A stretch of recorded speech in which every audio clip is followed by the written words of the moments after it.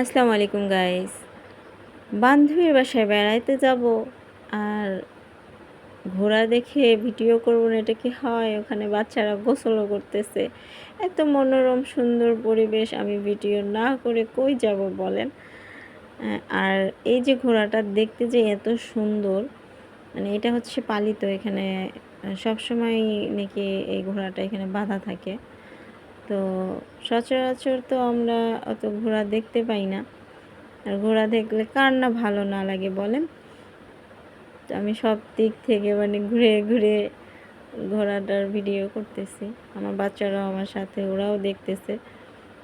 তো ওদের কারণে আর কি ভিডিওটা করা। আমার ছেলে, আমার মেয়ে সবাই পাশে দাঁড়ানো। এদিকের এই যে বাগানটা, এটা হচ্ছে একটা সেরেস বাগান। ও খুবই সুন্দর মনোরম পরিবেশে আসলে থাকে।